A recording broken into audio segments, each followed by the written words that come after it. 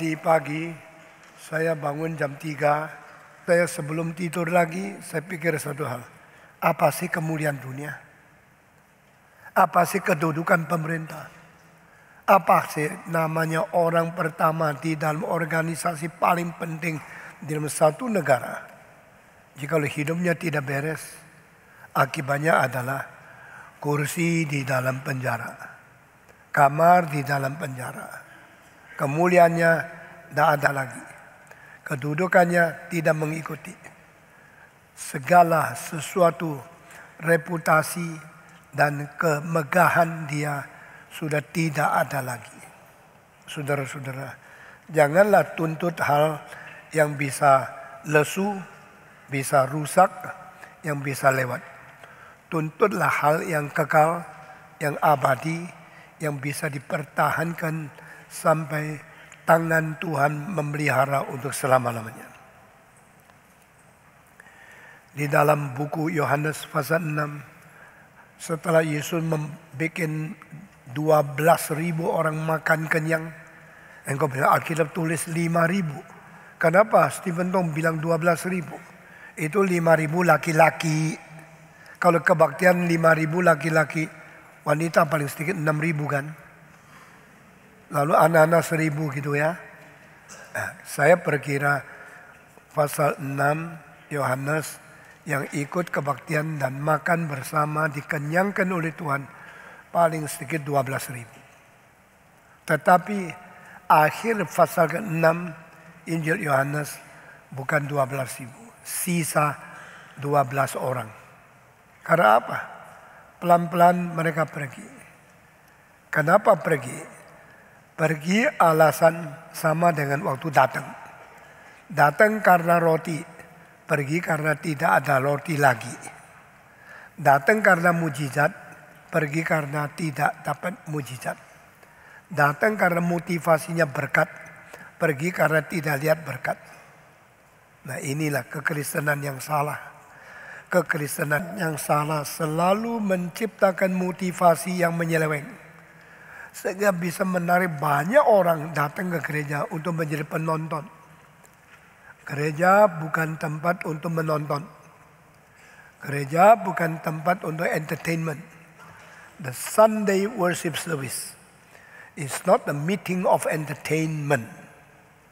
The Sunday service is a place to worship God with the fear of the Lord, with the trembling and with the longing of the truth preached into our heart.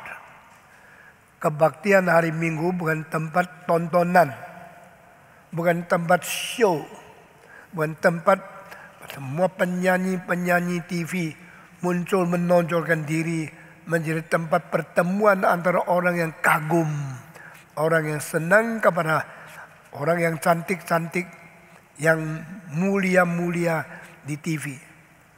This is Sunday service. This is a worship service. This is a place to meet God and to listen to His holy word. Kebaktian hari Minggu bukan tempat penontonan, bukan tempat entertainment, bukan tempat penghiburan, tapi tempat berbakti kepada Tuhan. Amin.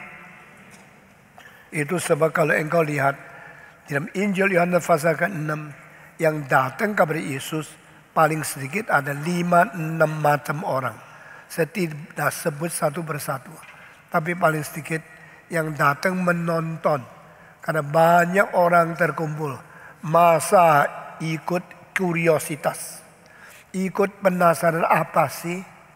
Kok begitu banyak orang, aku juga ikut menonton. Penonton-penonton selalu ditarik oleh masa dan ikut di dalam arus masa untuk menjadi sebagian dari penonton di dalam satu peristiwa. Kedua, mereka datang karena lapar. Waktunya makan, kebaktian itu ada makanan, mereka langsung ikut, langsung gabung, langsung ambil sebagian makanan. Karena Yesus membagi roti untuk menyukupi 5.000 laki-laki. Belum perempuan, belum anak-anak. Semua ikut makan.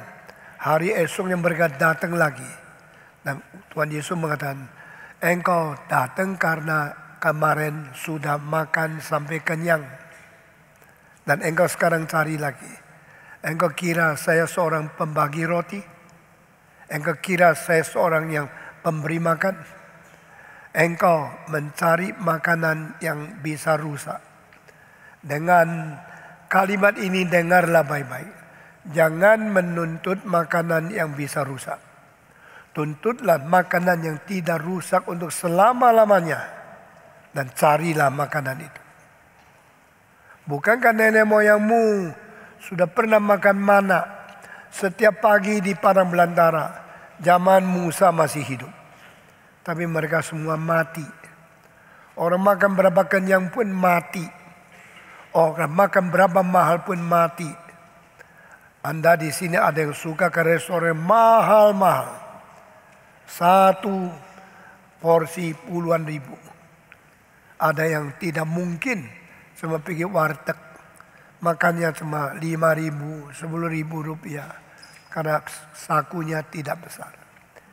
Perhatikan, yang makan paling mahal akhirnya mati. Yang makan paling sederhana akhirnya juga mati. Tapi mungkin umur lebih panjang sedikit. Saudara-saudara, Yesus mengatakan, nenek moyangmu makan mana loh. Mana diturun dari surga. Tidak dimasak oleh koki.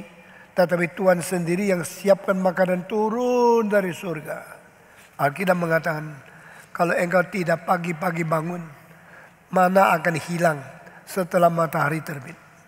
Itu makanan yang sangat mempunyai arti kiasannya. Tidak bisa ditunggu. Makanan dari dapur kita bisa basi. Makanan dari surga bisa hilang. Bisa menjadi lenyap, menghilang. Sehingga engkau mesti pagi-pagi bangun untuk menerima itu. Engkau mesti pada saatnya masih ada, engkau terima. Dan Alkitab catat lagi 2 kalimat yang sangat-sangat menarik. Yang ambil banyak, tidak kelebihan.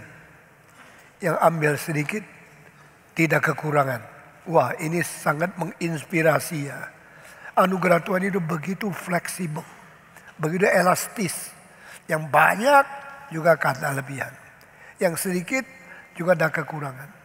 Karena Tuhan memberikan bakat, memberikan berkat, memberikan kepada kita banyak rezeki. Yang untung banyak, akhirnya ada sisa. Yang untungnya sedikit, juga ada terlalu miskin. Karena Tuhan sanggup membuat sesuatu adjustment yang sangat berbijak untuk mengisi kebutuhan anak-anaknya. Yang ambil banyak sekali, tidak kelebihan. Yang ambilnya tidak banyak, tidak kekurangan. Tuhan mencukupi anak-anaknya. Nah saudara-saudara, ada lagi yang cari Tuhan karena mau lihat mujizat. Ada yang datang karena masa, ada yang menonton, ada yang datang karena makanan, ada yang mau lihat mujizat. Begitu banyak motivasi berbeda-beda datang kepada Tuhan. Sama seperti sekarang gereja berbeda-beda. Yang ikut gereja ini motivasinya sama yang ikut gereja itu motivasinya lain. Lalu saya mau tanya, apa sebab motivasi engkau datang ke GRI? Khusus datang ke Kemayoran. What is the reason you come? What attract you to come? What keep you come and come and come again for years? Apakah motivasi sehingga engkau datang ke sini? Apakah sebab yang engkau tertarik ke sini? Apakah unsurnya engkau datang, dan datang lagi? You keep coming for what? Mengapa engkau datang? Pasti ada dorongan, ada motivasi. Dan di dalam pasal 6 beberapa motivasi yang dicatat. Ada yang datang karena lihat masa. Ada yang datang karena sudah makan kenyang. Ada yang datang karena mau cari sesuatu mujizat. Ada yang datang karena tertarik oleh orang. Dan pada waktu Yesus Kristus membicarakan khotbah yang paling sulit dimengerti. Dia mengatakan, terimalah saya. So, roti yang turun dari surga, makanan jiwamu. I am the food for your spiritual life. I am feeding you and make you survive. I am the bread from heaven. Aku roti surga. Akulah yang diturunkan dari surga ke bumi, mengisi kebutuhan semua rohani orang yang datang kepada saya. Dan Yesus mengatakan, dagingku boleh dimakan, darahku boleh diminum. Minumlah darahku, makanlah dagingku, atau engkau tidak hidup di dalam dirimu. Wah, mulai keras. Khotbahnya tadinya enak-enak, barang siapa datang meroti, saya kasih makan. Datang ke sini, Tuhan memberkati engkau. Sekarang mulai khotbahnya keras, khotbahnya mulai tidak enak didengar. Engkau boleh makan dagingku, engkau boleh minum darahku. Barang siapa yang makan dagingku dan minum darahku, ada hidup kekal di dalam dia. Barang siapa yang minum darahku, makan dagingku, dia tidak akan menemukan kematian. Barang siapa yang tidak makan dagingku, tidak minum darahku, tidak ada hidup di dalamnya. Semua tidak logika, semua tidak bisa dimengerti, semua melawan intelektualitas manusia. Maka pendengar makin bingung, makin bingung, makin bingung. Akhirnya muncul satu kalimat di antara pendengar, khotbahnya sangat sulit ya. Coba dengar itu. Siapa ngerti? Makan daging. Ini orang gila. Musa berkata tidak boleh minum darah. Yesus bilang minum darah dia, bahkan makan daging dia. Kalau tidak, tidak ada hidup yang kekal. Ini betul-betul orang gila. Mereka saling diskusi. Sesudah itu mereka bilang, oke, sudah berhentilah. Tidak usah ikut dia lagi. Mari kita pulang. Pulang. Akhirnya yang pulang lebih banyak daripada yang tinggal di situ. Akhirnya semua pergi, sisa 12. Coba tanya pendeta-pendeta, kalau engkau berkhotbah 1 jam, permulaan 12.000, setelah engkau khotbah selesai sisa 12, berapa kecewa, berapa dingin hatimu melihat keadaan ini. 12.000 orang peleteli terus. Akhir sisa 12 orang. Yesus rasa kesepian. Yesus rasa dibuang. Yesus rasa tersendiri. Sehingga dia mengatakan kalimat, engkau juga pergikah? Are you going to? Are you following them? You leave me. Apakah engkau juga akan mengikuti mereka pergi dan meninggalkan aku sendiri di sini? Saudara-saudara, setelah Yesus mengatakan kalimat itu, dijawab oleh Petrus dengan jawaban yang agung luar biasa. Because you have the eternal word, that is the reason we come to follow you. Kami datang mengikut engkau karena engkau mempunyai firman yang kekal. You have the living truth. You have the eternal word. But you have the truth from heaven concerning eternal life. That is the reason we come to follow you. Kami datang kepadamu. Beda dengan 4 yang tadi. Yang rame-rame lihat semasa. Yang mau melihat mujizat.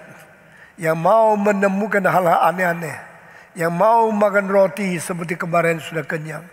Yang mau bertemu dengan mujizat yang tidak pernah lihat. Lain. Kami mengikut kamu. Justru bukan mujizat, bukan makanan, bukan kenyang, bukan penasaran, bukan ikut-ikut dari masa. Kami mengikut engkau karena engkau mempunyai makanan, yaitu kebenaran yang kekal. Because you have the living word, eternal truth. That is the reason we come and to follow you. Nah, saya harap ini menjadi motivasi orang yang datang ke gereja Reform Injili Indonesia. Mau lihat mujizat? Tidak ada pameran di sini. Mau kesembuhan? tidak ada propaganda seperti ini. Mau makan roti, di Kemayoran tidak sedia roti. Saudara-saudara, what do you come? Why you are here? What is the reason you are attracted? Kenapa engkau tertarik? Kenapa engkau datang? Motivasimu apa? Harap kita menjawab, because you have the eternal truth, the holy word, the living word of God. That is the reason we come to you. Amin. Harap gereja ini menjadi gereja yang mensuguhkan, yang memberikan suplai firman Tuhan yang kekal, kebenaran yang hidup, sehingga manusia tertarik terus menerus. Keep coming because of the word. Keep coming because of the truth. Sekarang saya melihat banyak gereja tidak mempersiapkan makanan rohani, tidak mempersiapkan firman yang abadi. Yang dipersiapkan adalah variasi-variasi yang lucu-lucu, gerakan-gerakan, aktivitas-aktivitas yang menarik-narik, tapi tidak berbobot di dalamnya. Kiranya Tuhan memberkati kita mendapatkan firman yang hidup dari Tuhan. Saudara-saudara, berapa minggu yang lalu saya berkhotbah tentang aku percaya kepada Roh Kudus. Dan Roh Kudus yang diberikan kepada kita adalah pendampingan yang kekal di dalam hidup orang yang sementara. Pendampingan daripada Allah yang sejati, yang mencipta manusia di pinggir orang yang dicipta oleh Tuhan Allah. The created one to be given the creator, the Spirit himself, to be with us, to be above us, to be beneath us, to be in front of us, to follow in behind us. Ini adalah Parakletos, Roh Kudus yang kekal diberikan kepada manusia yang sementara, yang mencipta, mendampingi yang dicipta, yang selama-lamanya memberkati yang sementara. Sehingga kita hidup di dunia cuma berapa puluh tahun, kita boleh memiliki Allah yang kekal, bersifat roh yang menyertai dengan kami. Roh Kristus menyertai roh manusia, roh Allah menyaksikan dengan roh kita, kita anak-anak Allah, dan dia memimpin kita. Saudara-saudara, lalu minggu berikutnya saya berkhotbah dengan 3 sifat dasar dari Roh Kudus. Masih ingat? Pertama, Roh Kudus ada roh apa? Roh kekal. Kedua, Roh Kudus ada Roh Kudus pertama ada roh kekal. Kedua, roh suci. Ketiga, roh kebenaran. Nah, kalau 3 ini engkau pegang teguh, hidupmu pasti beres.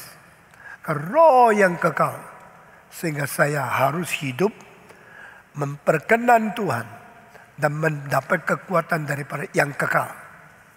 Roh Kudus adalah roh suci, kudus. Saya harus hidup di dalam kekudusan untuk memperkenan Tuhan. Karena Tuhan saya Tuhan yang suci.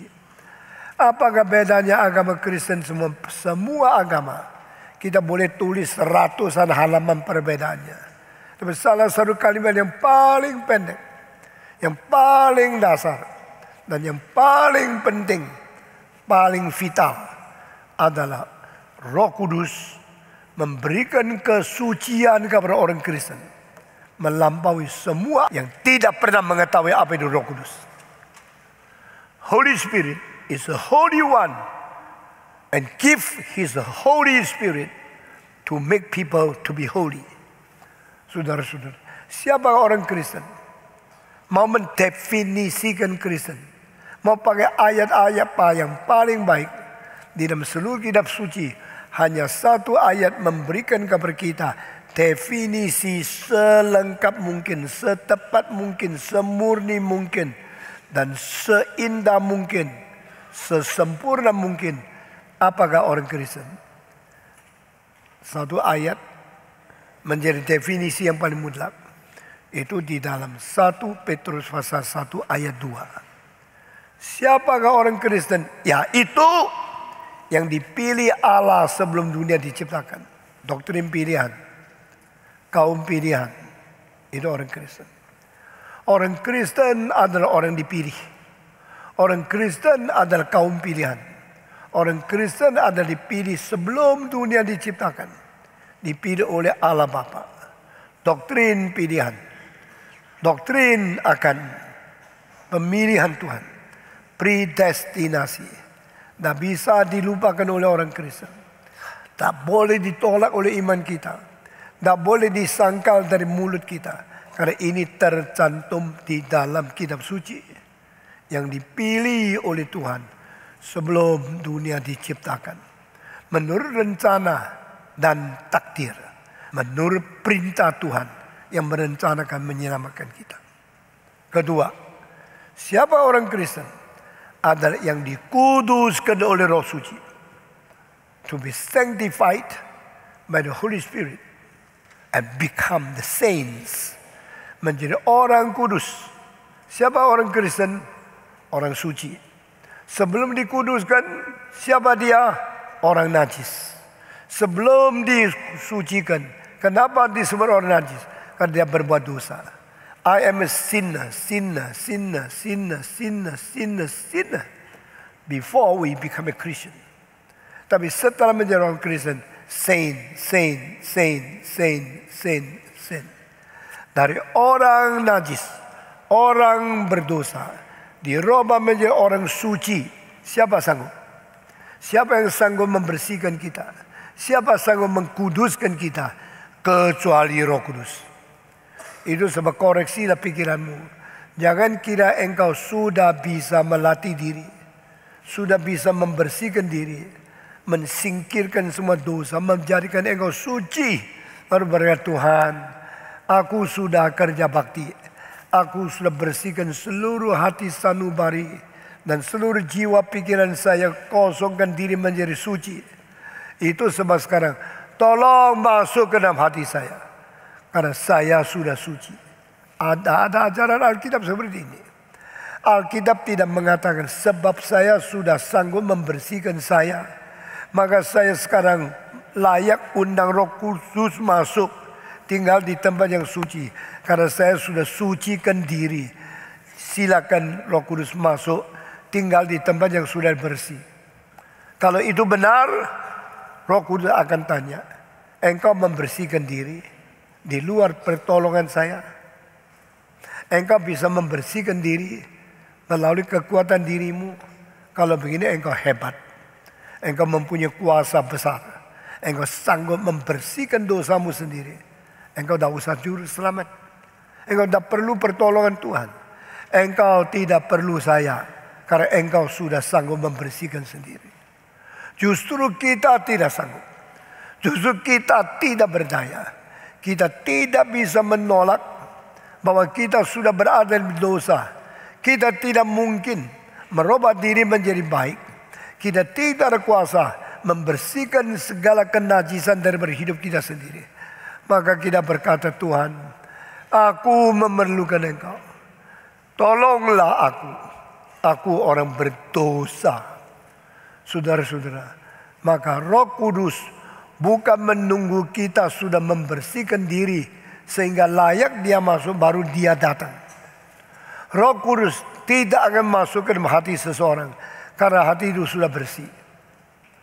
Justru karena engkau tidak layak, engkau tidak sanggup, engkau tidak mampu, engkau tidak mempunyai kekuatan membersihkan diri. Maka engkau perlu penolong. Roh Kudus datang membersihkan engkau. Roh Kudus masuk ke dalam hatimu mengusir anasir yang jahat.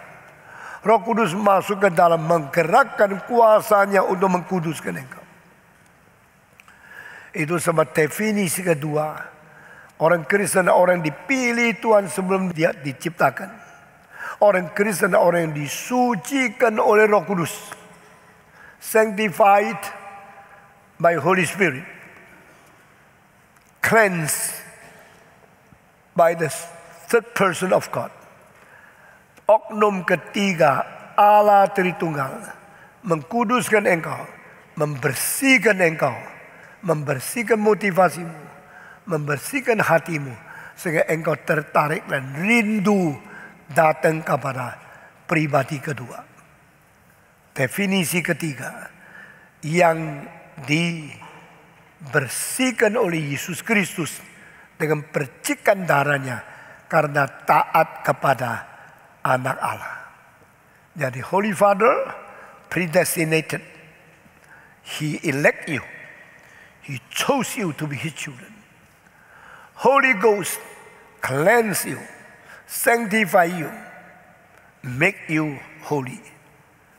Holy Son give you forgiveness.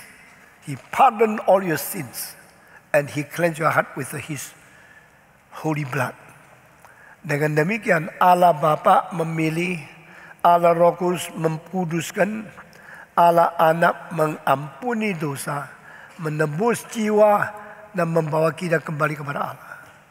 Dan di sini ada istilah yang penting, taat kepada Kristus. Nah, ini muncul setelah engkau dikuduskan. Allah memilih engkau menjadi anaknya. Lalu Allah mengirim Roh Kudus membersihkan engkau. Sehingga engkau bisa taat kepada Yesus Kristus. Baru menerima percikan darahnya membersihkan engkau. Jadi dikerjakan oleh Allah Bapa, Allah Roh Kudus, dan Allah Anak semua. Allah Bapa, Allah Roh Kudus, dan Allah Anak. Berapa pribadi? 3. Bapa, Roh, dan Anak. Kenapakah urutannya terbalik? Bukankah biasanya katakan Allah Bapa, Allah Anak, Allah Roh Kudus? Kenapa di dalam 1 Petrus 1 ayat 2 terbalik urutannya? Allah Bapa, Allah Roh Kudus, baru Allah Anak. Nah, ini cuma 1 kali. Di dalam kitab suci pribadi yang ketiga bekerja di urutan kedua. Baru urutan ketiga pekerjaan Allah Anak mengampuni dosa, melaksanakan keselamatan kepada kita. Saya mau tanya, what is the reason the order is changed? What is all the Holy Spirit take first? Before Christ forgive your sin and before Christ save your soul. Why second place is the third person who cleanse us, who sanctified us. Saya kira banyak orang baca Alkitab tidak tanya. Pokoknya baca-baca ya sudah. Tidak peduli strukturnya bagaimana berubah. Tidak peduli kenapa urutannya itu dirubah oleh Tuhan. Saudara-saudara, Roh Kudus diberikan setelah Yesus selesai kebangkitan, selesai penggenapan, selesai melukseskan seluruh keselamatan. Baru Roh Kudus dikirim. Tapi di dalam pengalaman orang Kristen, pertama-tama yang kerjakan saya diselamatkan adalah sebelum dunia diciptakan saya dipilih. The first experience, even before I was born, I have been chosen by God before the foundation of the world. I have been elected by God before He created everything. God elected me first, and then He created everything. Ini pengalamannya. Dan kedua, kapan saya dilahirkan? Setelah semua dicipta, setelah sejarah berjalan, setelah beribu-ribu tahun proses di dalam ciptaan, akhirnya pada tahun saya lahir, tahun itu saya baru berada di dunia. Ciptaan lebih dulu, pilihan lebih dulu, lalu kelahiran sangat lambat.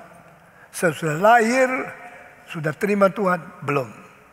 Keliaran dulu. Jalan-jalan di ateisme, di komunisme, di itu evolusionisme, dan di dalam semua filsafat yang salah. Setelah engkau keliling-keliling keliaran mana-mana, dipanggil oleh Tuhan. Waktu dipanggil oleh Tuhan, penginjil yang berjasa. Orang pekabar Injil yang memberitakan firman. Allah memilih sebelum dunia dicipta. Lalu terus sampai penginjil memanggil engkau.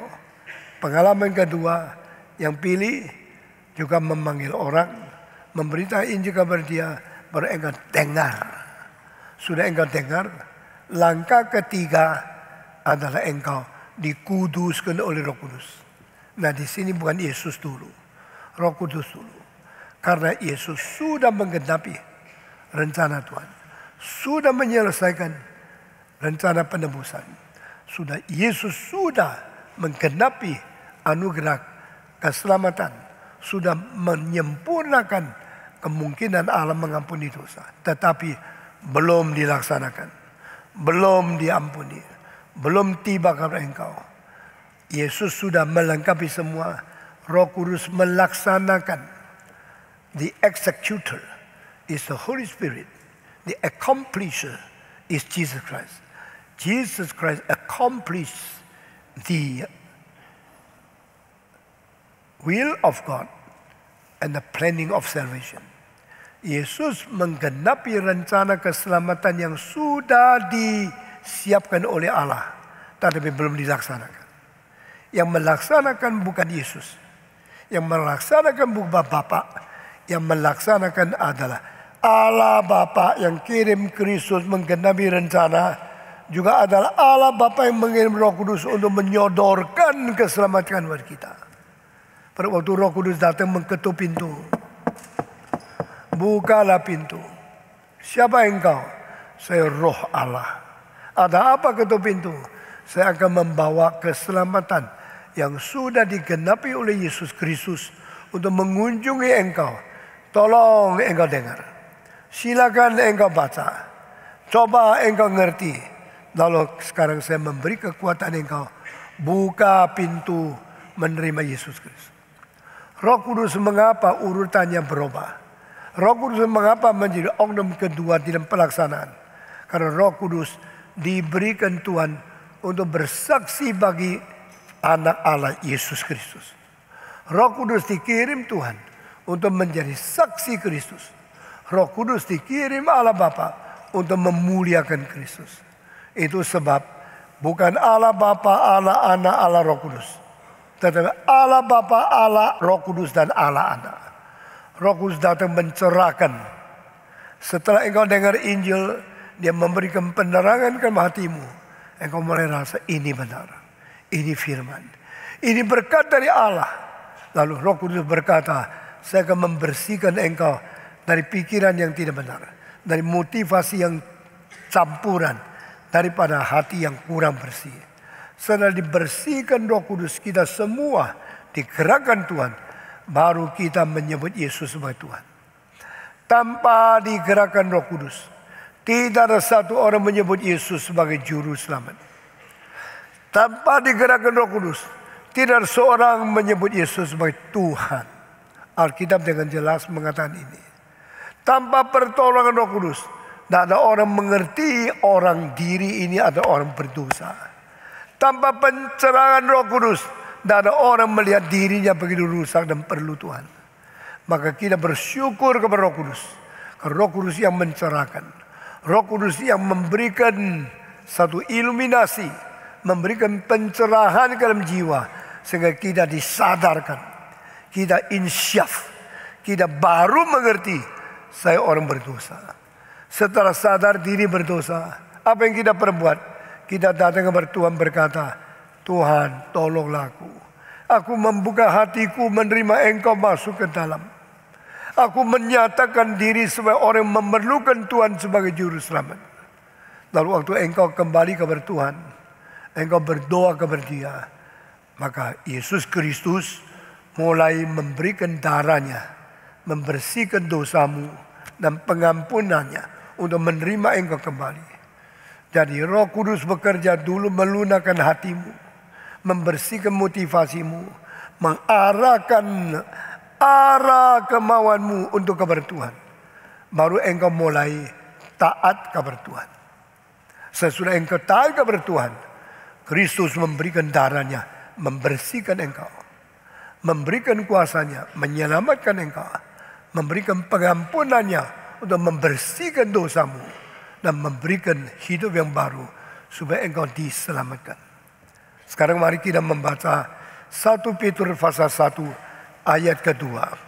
Nah, yang saya di dalam setengah jam menjelaskan semua itu adalah berdasarkan ayat yang ini.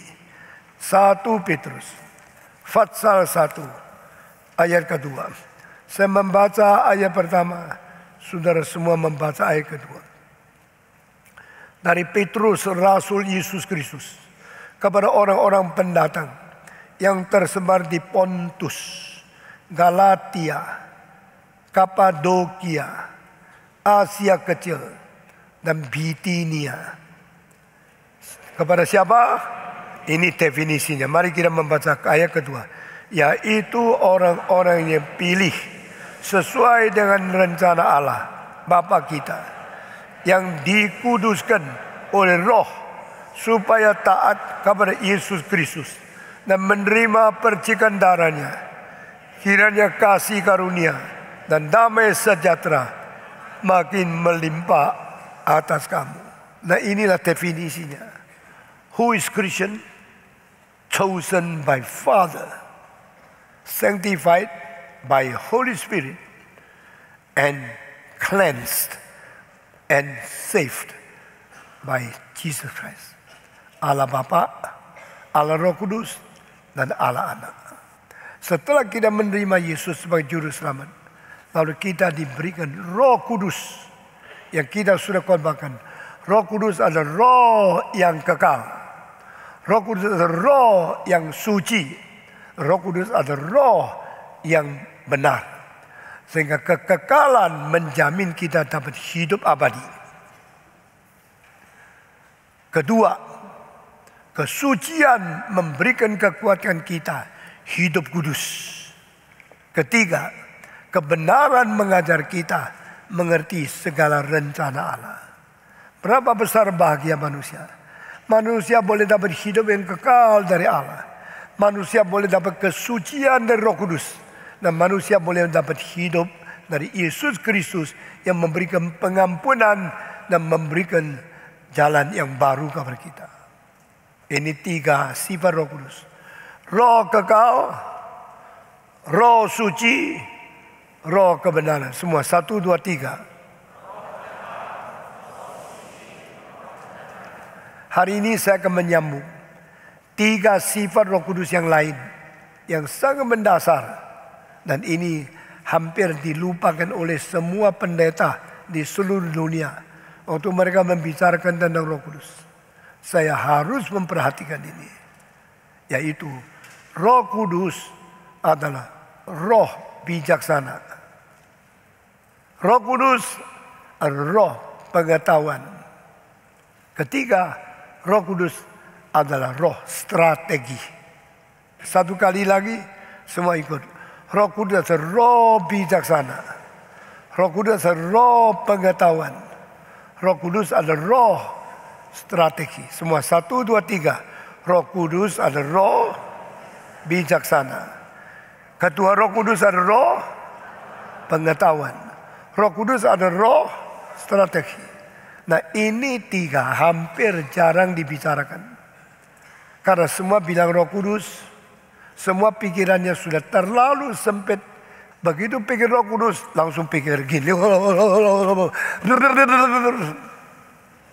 Begitu pikir Roh Kudus, langsung pikir jatuh, terkejang-kejang. Itu semua gejala supranatural. Semua fenomena-fenomena seperti ini tidak pernah ada di dalam Alkitab. Tetapi itu sudah membelokkan, merubah, dan telah menipu begitu banyak orang Kristen menjadi bodoh. Saudara-saudara, hari ini saya menjadi seorang arsitek untuk mengembalikan gereja kepada reform theology. Beratnya susah sekali. Lebih susah dari profesor-profesor yang datang dari Barat, dari Westminster, dari Aberdeen, mengajar apa itu teologi reform. Tapi kenapa saya susah? Karena orang tidak percaya perlu teologi reform. Orang juga tidak mau mengecek betul tidak yang dikhotbahkan mereka sesuai Alkitab. Karena mereka sudah tertipu, sudah sentimen, sudah mempunyai a priori Roh Kudus adalah gini-gini. Roh Kudus adalah Roh Kudus adalah kejang-kejang. Itu Roh Kudus. Lalu lihat gereja Reform Injil, gereja di Mayoran, dah kejang, dah karunia lidah, dah teriak-teriak, dah dansa-dansa, dah ada Roh Kudus. Gampang mengvonis. Tetapi dasar apa? Tidak tahu. Dia tanya, kenapa engkau bilang kita ada Roh Kudus? Pokoknya tidak bisa ini, maka ada Roh Kudus. Maka berarti Roh Kudus sama ya, identik dengan semua gejala fenomena daripada yang disebut supranatural, yang teriak-teriak, yang kejam-kejam. Iya dong, itu Roh Kudus. Nah saudara-saudara, bagaimana mereka mengetahui itu Roh Kudus? Mereka tidak bertanggung jawab. Karena mereka sudah diracuni, sudah ditipu, sudah didistorsikan oleh ajaran-ajaran tidak bertanggung jawab, yang tidak berdasarkan kitab suci, yang tidak sesuai ajaran daripada kebenaran Tuhan Allah. Dan sekarang ternyata gereja yang ditipu anggota lebih banyak dari gereja yang menerima kebenaran. Itu sebagai seorang tokoh yang mendirikan gerakan reform, saya jauh lebih sulit daripada hanya mengajar teologi reform kepada kamu. Karena saya harus mencabut semua fondasi yang salah, merobohkan semua bangunan yang tidak benar, lalu menanam kembali yang benar. Itu susah adanya. Tetapi saudara-saudara, tadi saya mengatakan 3 hal ini jarang dikatakan, hampir dilupakan oleh semua pendeta, dan inilah menjadi dasar. Spirit of the wisdom, spirit of the knowledge, and the spirit of strategy.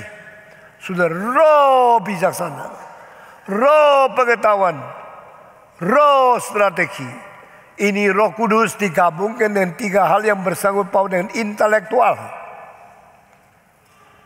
Saudara-saudara, bijaksana perlu intelektual yang tinggi, pengetahuan perlu pengertian yang banyak, strategi perlu cara memilih yang sangat-sangat peka.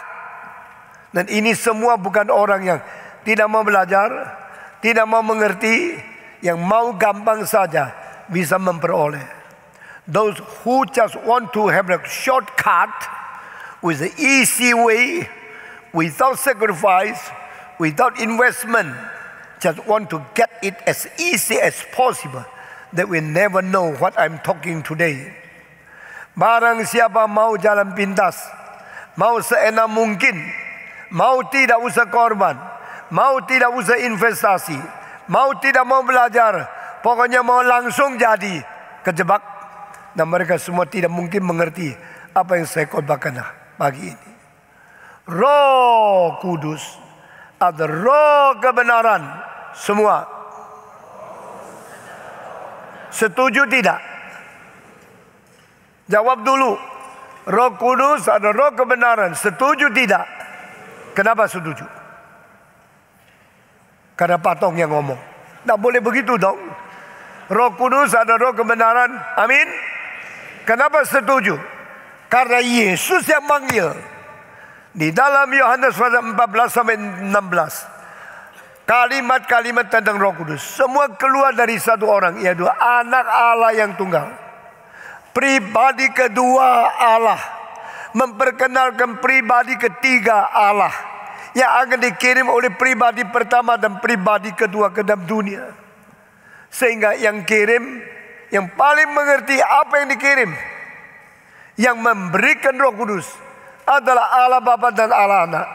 Dan Allah Anak adalah pemberi Roh Kudus.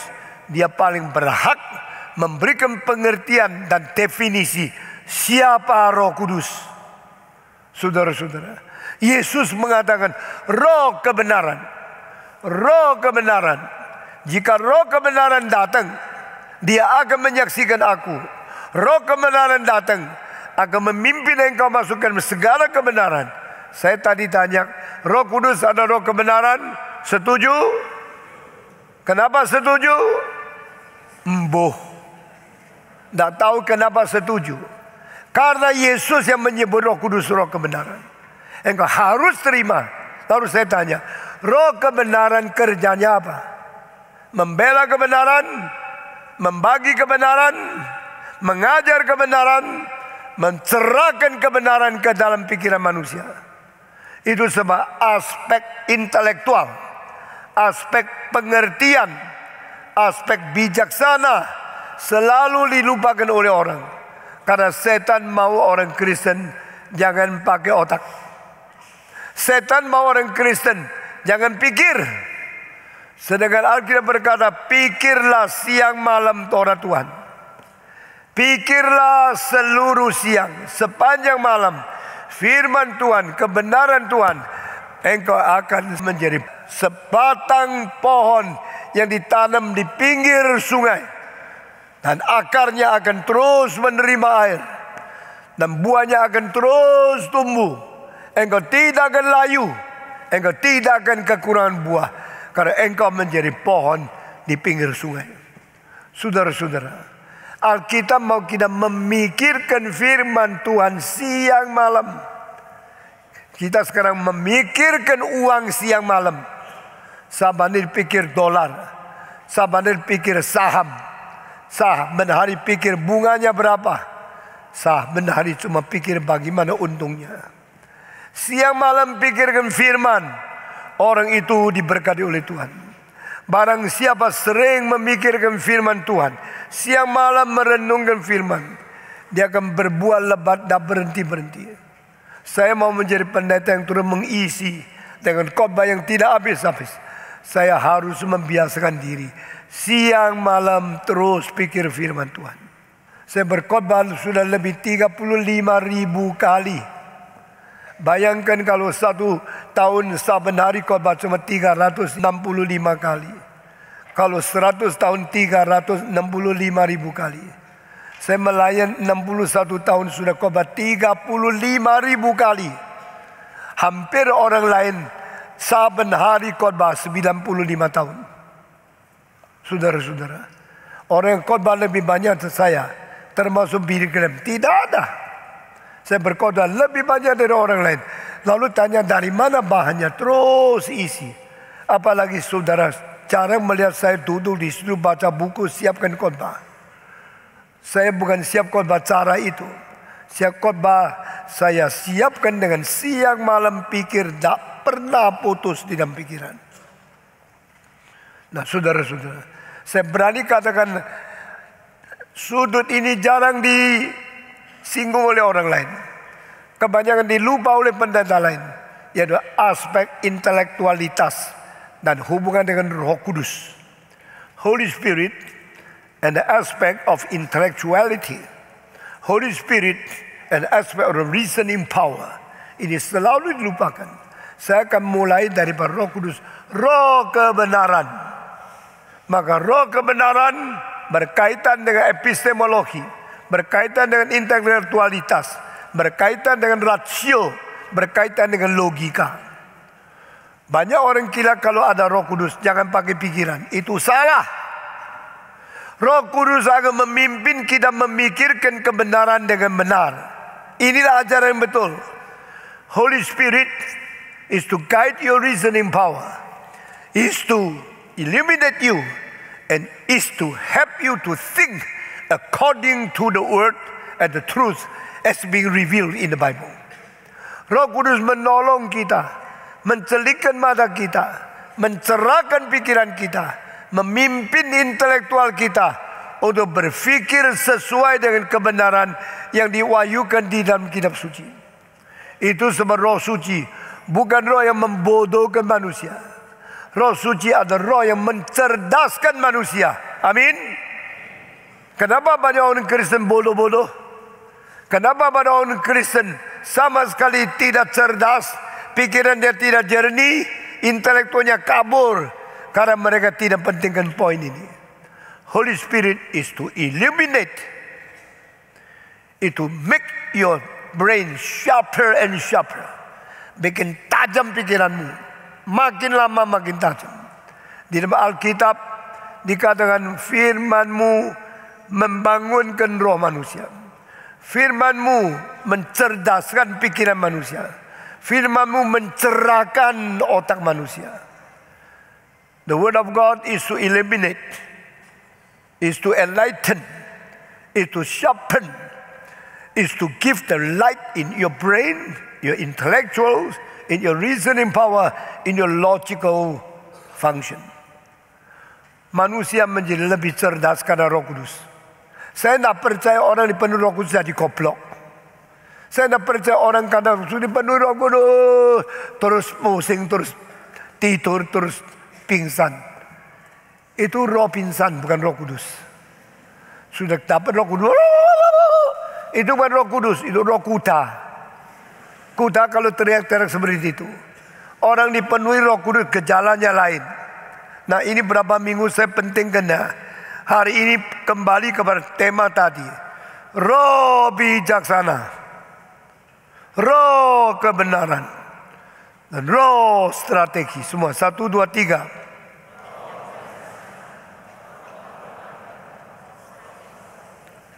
Percaya kalau orang dipenuhi Roh Kudus terus menjadi bego, menjadi idiot, kecuali engkau dipenuhi setan baru percaya itu.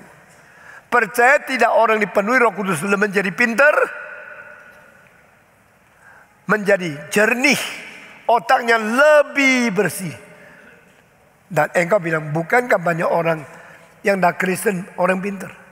Bukankah banyak orang agama lain cerdas luar biasa? Apakah mereka ada Roh Kudus? Saya tidak katakan orang kalau cerdas ada Roh Kudus. Saya katakan orang kalau sudah ada Roh Kudus akan lebih cerdas. Tahu bedanya enggak? Kalau cerdasnya bawaan, itu cerdas belum pernah ada hubungan dengan unsur kesucian dari Allah. Saudara-saudara, orang pintar, anak pintar, biasa. Tapi pintar apa? Pintar sekolah juga pintar berzina, sehingga pintarnya tidak ada ciri khas Roh Kudusnya. Tapi kalau orang anaknya pintar, setelah percaya Tuhan, Roh Kudus memberikan kepada dia kecerdasan, dia akan pintar dicampur dengan kesucian. Nah, itu bedanya. Roh Kudus mencerdakan manusia. Roh Kudus tidak membodohkan manusia. Di Amerika saya sering tantang, barang siapa yang sebelum Kristen pintar, setelah Kristen menjadi goblok, pasti pendetamu salah. Kalau engkau sebelum Kristen pintar sekali, setelah masuk satu gereja jadi goblok sekali, pendeta tidak beres. Lalu saya tantang, barang siapa sebelum dengar khotbah saya goblok, setelah ikut kebaktian saya jadi pintar, coba angkat tangan. Banyak angkat tangan. Saya tantang lagi, siapa yang dulu pintar setelah dengar khotbah saya jadi goblok, coba angkat tangan. Tidak ada. Sekarang saya tanya, saudara setelah dengar khotbah saya lebih pintar atau lebih goblok? Jawab.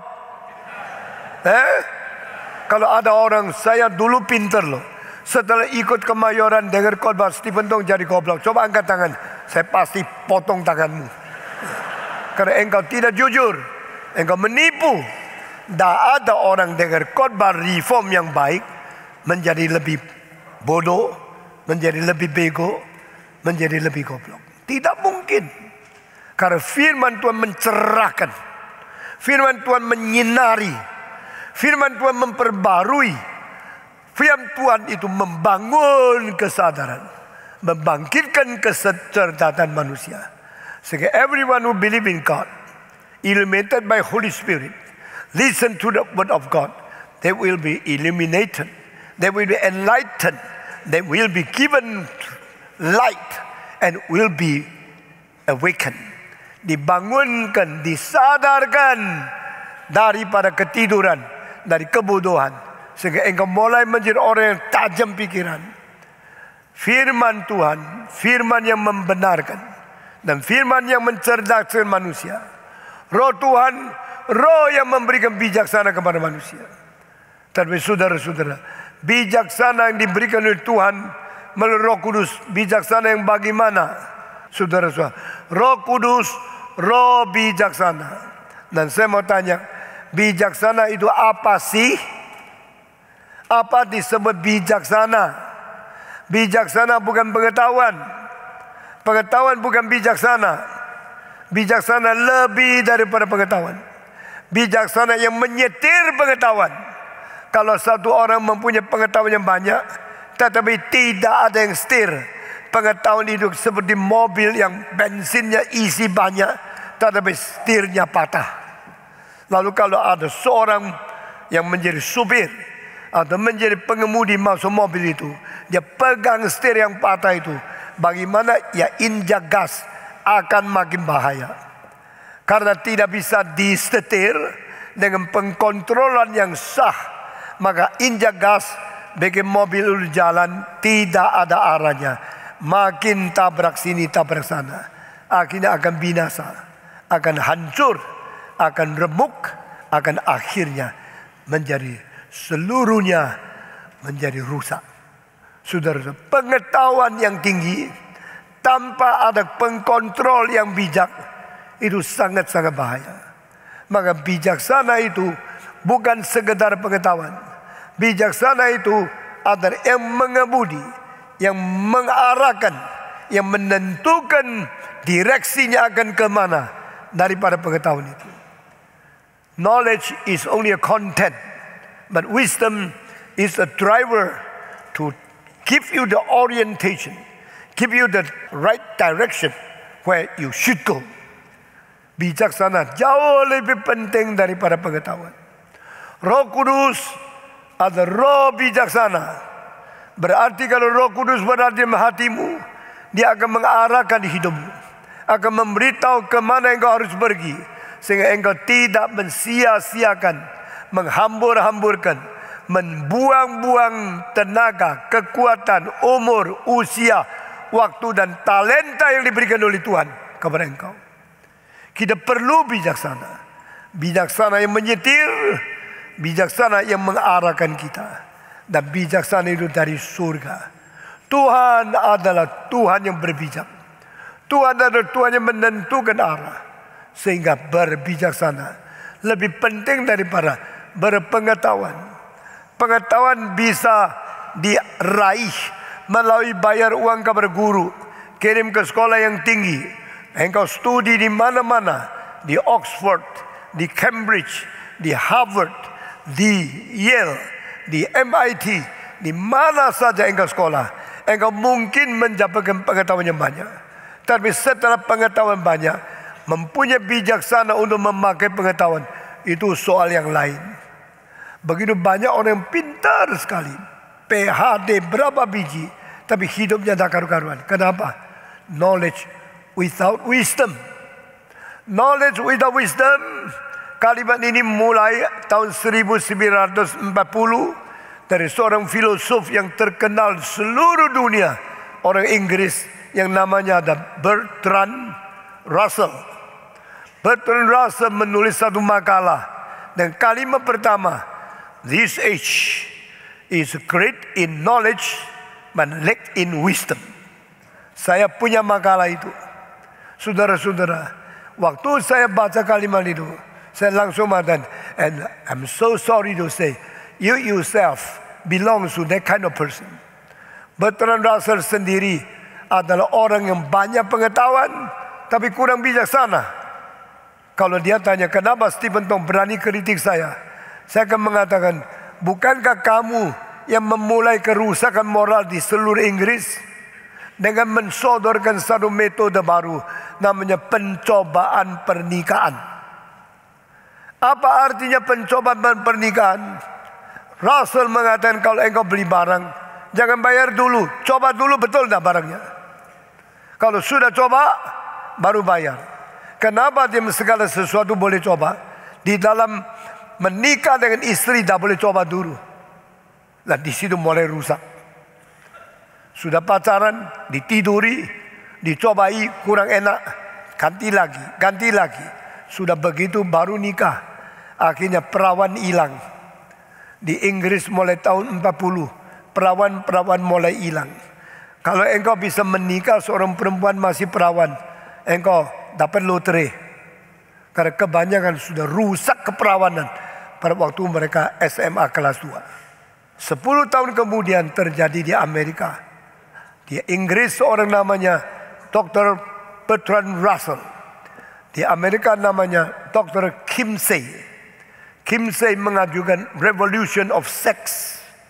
Boleh percobaan pernikahan, boleh ganti-ganti pasangan, boleh kumpul kebo tidak usah nikah, boleh bersetubuh tidak usah pikir resiko.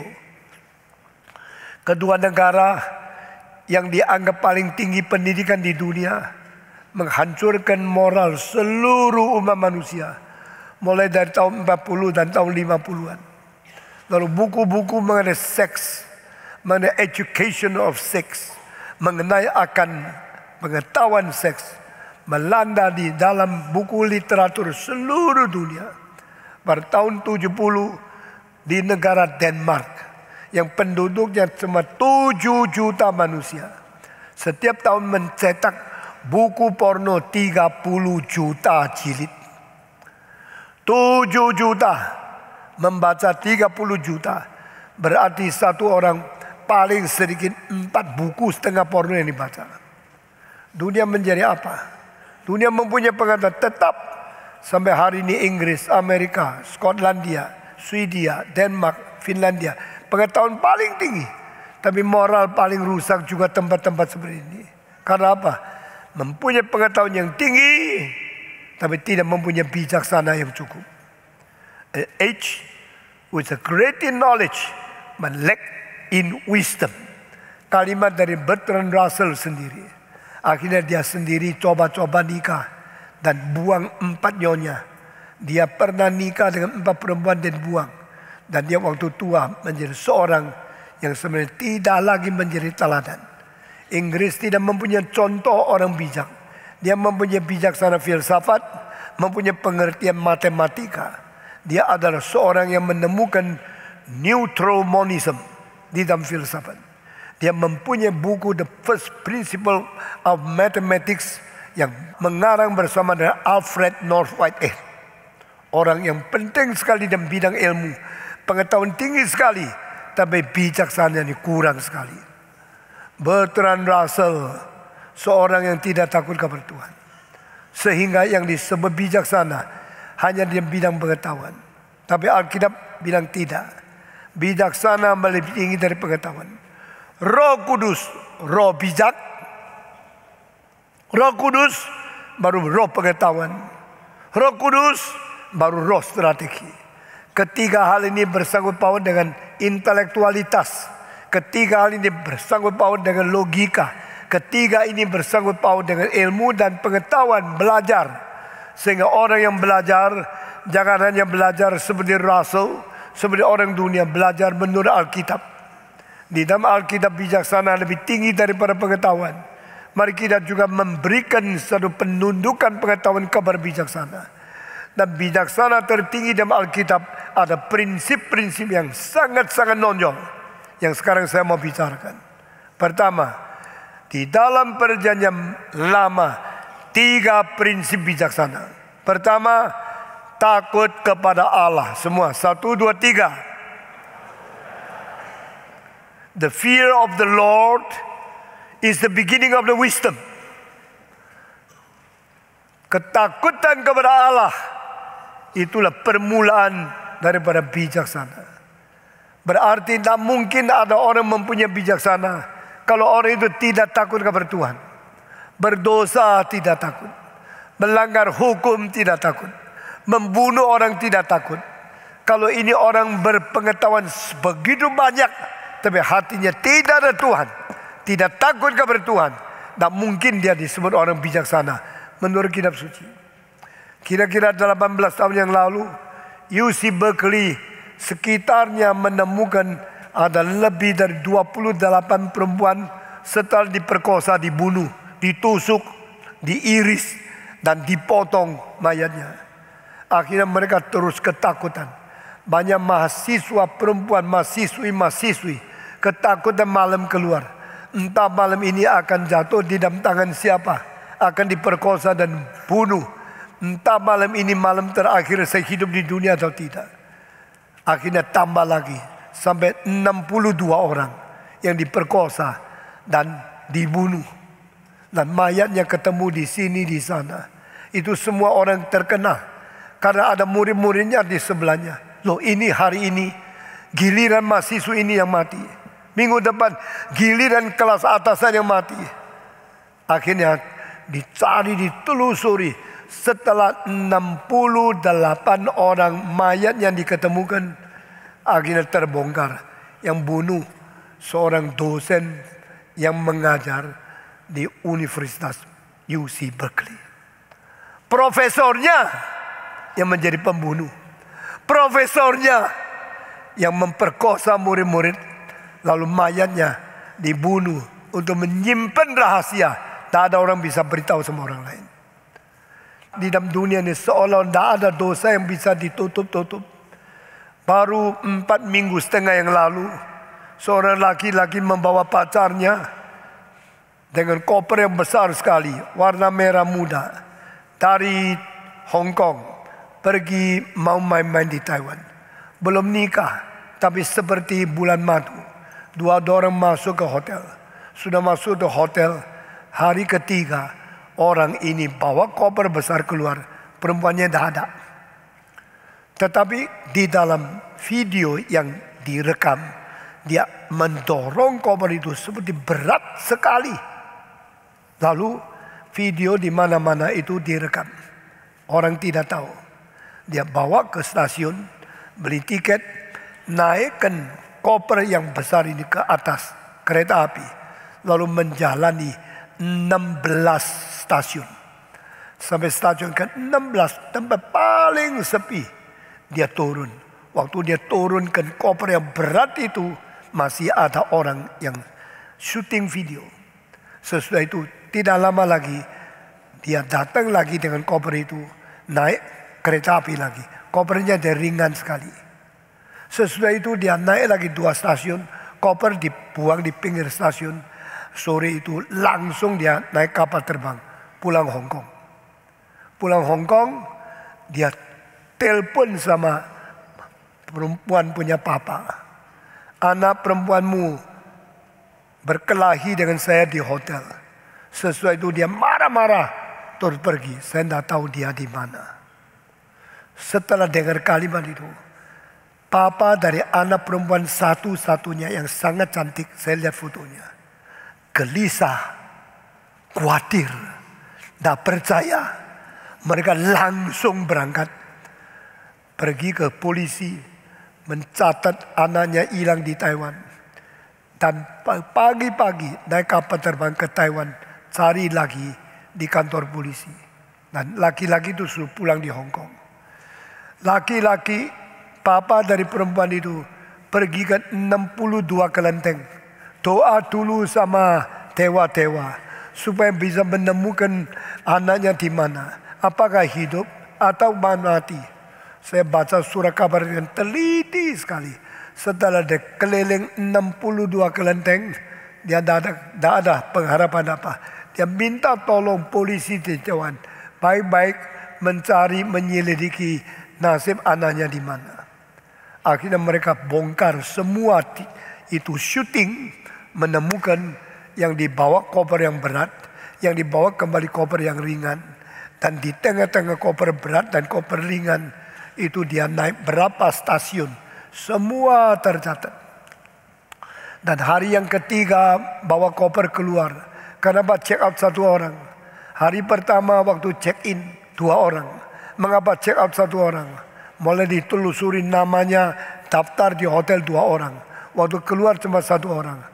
Ternyata yang perempuan ini hilang di tengah jalan. Di tengah koper yang dibawa kemana? Akhirnya mereka menyelidiki di tempat di mana koper pertama dibawa dan di mana koper kosong dibawa lagi.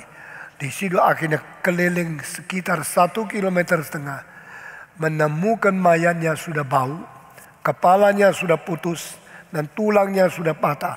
Mungkin kena kekerasan dan penganiayaan yang besar. Akhirnya sudah mati, dilempit-lempit di koper yang besar itu, lalu dibawa keluar, lalu dibuang. Polisi daripada Taipei hubung polisi sama Hong Kong. Lalu mereka mulai mendapatkan anak ini kapan, umur berapa, semua cocok. Sudah semua cocok, akhirnya dipikirkan orang ini yang membunuh perempuan di Taiwan, sekarang pulang ke Hong Kong, harus dibawa kembali ke Taiwan untuk diadili. Tetapi baru tahu tidak ada hukum ekstradisi. Sehingga laki ini boleh enak-enak di Hong Kong, tidak usah diapain. Sekarang polisi Hong Kong sama Taiwan sedang mencari cara bagaimana bisa membawa dia untuk dihakimi sampai dihukum masuk ke dalam penjara. Mahasiswa universitas umur 19. Anak perempuan mahasiswa universitas umur 20. Tahun depan akan lulus. Lakinya ganteng sekali. Perempuannya cantik sekali. Mempunyai pengetahuan yang tinggi. Tapi tidak mempunyai takut kepada Tuhan. Itu sebab Alkitab mengatakan the fear of the Lord is the beginning of the wisdom. Orang yang tidak takut Tuhan, begitu ada kesempatan langsung berzina. Orang yang tidak takut kepada Tuhan, ada kesempatan langsung mencuri. Orang yang tidak takut kepada Tuhan, ada kesempatan langsung menyeleweng. Tidak peduli bagaimana semua yang melihat, bagaimana perasaan orang tua, istri, suami, karena mereka tidak ada Tuhan. The fear of the Lord is the beginning of the wisdom. Wisdom di dalam Alkitab bukan lebih pintar dari orang lain namanya wisdom. Wisdom di dalam Alkitab adalah menjaga diri dalam kesucian. Agar orang bisa memilih apa harus, apa tidak. Apa boleh, apa jangan. Semua itu ada sesuatu ikatan. Ada sesuatu batasan dari Tuhan. Saudara-saudara, tidak ada orang tidak mungkin berbuat dosa. Tidak ada orang yang mungkin hindar daripada segala pencobaan iblis. Termasuk orang yang paling suci pun. Kalau mau dilepas oleh Tuhan 1 detik saja, berdosa. Masih ingat Daud? Orang yang berkenan kepada Tuhan. The man who is after the heart of God. After the mind of God. Membunuh orang. Mengambil istrinya. Siapa sih bisa suci? Siapa sih bisa hindar dari godaan, pencobaan? Tapi kalau ada perasaan takut kepada Tuhan, the fear of the Lord is the beginning of the wisdom. Ini penting sekali. Ini yang tidak ada di Oxford, ada di Cambridge, tidak ada di New York University. Ini yang tidak ada di pengetahuan. Karena ini bukan pengetahuan, ini bijaksana. Saudara-saudara sekalian, saya berkata kepada saudara, jangan kira pendeta-pendeta semua sudah pengetahuan tinggi pasti mempunyai bijaksana. Tidak tentu. Seorang dekan teologi terkenal di sekolah terkenal tertinggi di Eropa, baru tidak lama sebelumnya dia telah melawan istrinya dan menikah sama orang lain. Waktu ditelusuri dia menikah sama siapa? Ini laki-laki pendeta, teolog, tetapi menikah sama laki-laki yang lain. Meninggalkan istrinya, menikah laki-laki yang lain. Waktu ditelusuri lagi, dia menikah sama laki yang lain, dia jadi peran apa? Jadi istri. Jadi dia menikah sama laki-laki lain menjadi suaminya. Dia menjadi istri laki-laki yang lain. Inilah dekan teologi. Sekarang masih dekan di Eropa. Dia masih seorang doktor teologi. Apa gunanya kalau dia mempunyai pengetahuan yang begitu tinggi tapi tidak mempunyai peran takut kepada Tuhan? Saudara-saudara, the fear of the Lord is the beginning of the wisdom. Bijaksana harus mulai daripada takut kepada Tuhan. Ini prinsip pertama. Saudara-saudara, Alkitab mengatakan bijaksana datang daripada mengenal kesucian ilahi. To know about His holiness. To know our God is God of holiness. Mengenal kesucian Tuhan. Itu prinsip kedua dari bijaksana. The fear of the Lord and the knowledge of His holiness. Tuhan saya Tuhan yang suci. Itu sebab saya tidak boleh berzina, berdosa, najis, cemar seperti orang kafir. Karena saya mempunyai Tuhan yang suci. Saudara-saudara sekalian, Alkitab berkata kepada kita bahwa Allah memberikan perintah kepada Israel. You should be holy in everything you are doing. Because I, the one who call you, is a God of holiness. Sucilah segala sesuatu yang kau perbuat, karena aku Allah yang memanggil engkau sebagai umatku. adalah Allah yang suci. Because I'm holy, you should be holy in everything. Because you are my children, and you should follow me. I'm the God who call you, and I call you in holiness. And call you to be the holy people. Aku memanggil engkau menjadi umatku yang kudus. Itu sebab kuduskanlah dirimu di dalam segala segi. Karena aku Allah yang suci, adalah Allah yang memanggil engkau. Saudara-saudara, ini kedua. Prinsip ketiga, siapa orang berbijaksana? Orang yang menjauhkan diri dari kelakuan-kelakuan yang jahat. Saudara-saudara, jangan dekat dengan orang-orang LGBT. Karena begitu dekat, dosa akan datang mencaplok kamu, akan datang menelan kamu menjadi mangsanya. Jangan dekat-dekat dengan mereka yang suka melacur, karena mereka mempengaruhi engkau. Jangan dekat-dekat dengan suka yang berjudi. Jangan dekat-dekat dengan semua yang homo. Jangan dekat-dekat dengan semua yang minum minuman keras. Jangan dekat-dekat dengan mereka yang suka main-main hal-hal yang rusak. Jangan dekat-dekat dengan orang yang suka menipu.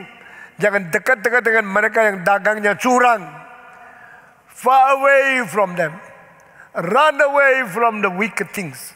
Run away, far away from the evil doings. Inilah perintah dari Alkitab. Ini hal ketiga, ini sangat penting untuk kita menjalankan hidup suci yang berbijaksana. Maka saya mengulangi sekali lagi. Pertama, takut kepada Allah adalah permulaan bijaksana. Semua 1, 2, 3. Kedua, mengenal kesucian Tuhan adalah orang yang berbijak. Semua. Ketiga, jauhkan diri dari segala kejahatan, maka engkau hidup di dalam bijak. Jauhkan diri dari segala kejahatan, maka engkau hidup di dalam bijak. Alkitab memberikan 3 prinsip di dalam perjanjian lama. Dan juga ada lagi 3 prinsip di dalam perjanjian baru. Di mana hari depan, minggu saya akan memberikan kepada engkau. Sesudah baru kita masuk ke dalam kedua sifat daripada seri yang kedua. Seri pertama, Allah yang kekal, roh yang suci, roh yang benar. Seri kedua, roh bijaksana, roh pengetahuan, roh strategi. Kiranya Tuhan memberkati kita menjadi manusia yang dekat kepada Tuhan, yang takut kepada Tuhan, yang mengerti kesucian Tuhan, dan mau dengar perintah Tuhan. Jauhkan diri daripada segala kejahatan.